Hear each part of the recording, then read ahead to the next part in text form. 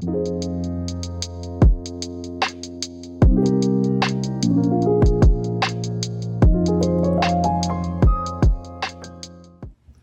doesn't love a great audio demonstration? I know I do. Whenever I go to hi-fi shows, I hear these incredible demonstrations with carefully selected music. You know, these audio manufacturers spend tons of money and time and setup on getting these systems to sound the best they can in somewhat compromised hotel rooms. So having the right material to demonstrate with is very important. They take this seriously. They have their curated list on Qobuz, usually, of the tracks that are going to make their components really shine. You know, demonstrations that we do at home are fun too, but for us, at least up until the digital age, it meant playing a track from this record, playing a track from that record, and before you know it, you have a stack of records like this, just to show your friends how your system sounds. Demonstration records have been around for since the beginning of the phonograph, really.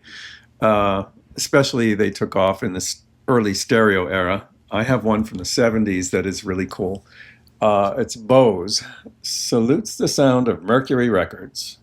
And there are the famous Bose 901s, I think. Yeah, they're iconic. But no matter what you think about Bose, this is a modern remastering of classic Mercury Living Presence titles. And it's a great demonstration record. All the greatest stuff in one place. Well, the demonstration record has really come of age. And today I want to talk about a company called Inakustik, who are producing a series of demonstration records curated by various manufacturers of high-end audio equipment. I have one here from Clearaudio, and I have a couple others in the pipeline, one from ELAC that I'll be discussing in a future video, and one from Metronome Technology. So these are extremely well done albums, and I've only opened this first one so far, and I've been playing it over the last couple of nights. It's in a beautiful gatefold like this. It is 15 tracks curated by Clearaudio, celebrating 46 years of excellence. And on the cover, they're talking about the concept signature and showing a picture of that. But these are produced in Germany. They are direct metal master discs, which is a technology that was starting to see some movement towards the end of the analog disc era. And then CDs took over and DMM was a thing of the past. But it's very interesting to hear this process being used for these discs because they are extremely quiet. Really something else. And a perfect demonstration of the different things that your system can do. Now, this record arrived corresponding with a system update, and I'm going to cover the system update in detail in one of the next videos. Right now, I am testing out the Phasmation PP500 phono cartridge. I'm going to be reviewing it at Audiophilia and on the Pressing Matters as well. I talked to the distributor of Phasmation in North America, Angie Lisi, and she felt that that cartridge would be best suited with a Phasmation phono preamp. So to that end, she sent a $7,000 Phasmation phono preamp. It is the 350, and it is beautiful. And it was installed just about the same time as these records arrived. So I'm really starting to break in the Phasmation cartridge and hear the system at a level that I've never heard before, honestly. I mean, we're talking about 4,000, 7,000, 11,000, even before it gets to the amplifier. So that's really a little bit above what I usually have experienced, and it's been quite interesting. Records like this really show off something to me. And they also provide something else that I've been missing. We've talked about recently how some of us, including myself, tend to get stuck in the past with things that are classic. We love classic recordings. We love classic artists that have achieved a legendary stature, and kind of ignore what's going on in the modern music scene. I know when I go to an audio show, there'll be times when I'll hear a demonstration and I will rush to the person doing the demonstration. I'll say, please let me know who that artist is. I want to have this, I want to know who this music is, because it's unfamiliar to me, and you don't see any record covers around. Usually it's from digital. So, that's the kind of excitement I feel when I hear unfamiliar music at an audio show reproduced at the very highest level. And in this case, I have it all on 2 discs. This was a voyage of discovery of new artists, many that I had never heard of before, and labels that I had never heard of before, all collected with one thing in mind: showing off the musicality and capabilities of, well, in this case, I would say the Clearaudio equipment, but any equipment. I mean, this record really demonstrates the capabilities and pushes your system to its limits. But it does it with music that is very, very interesting, complete.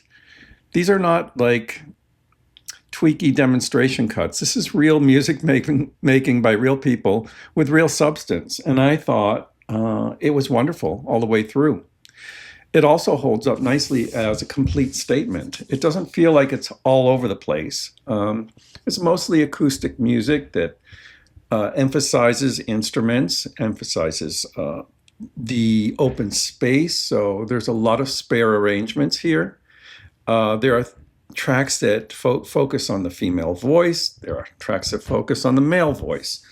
Certain instruments get their due too. Flutes. There's a wonderful track called Magnus Lindgren's Fluting that really shows off like a jazz flute. And it reminds me a lot of music from the mid-70s. Really beautiful. And it sounds so good. It's on a label that I don't even know. So Stockholm Underground is the name of the album, and it's licensed from Act Music. So these tracks are from so many various sources. When I look at the artist list, I only recognize 2 artists.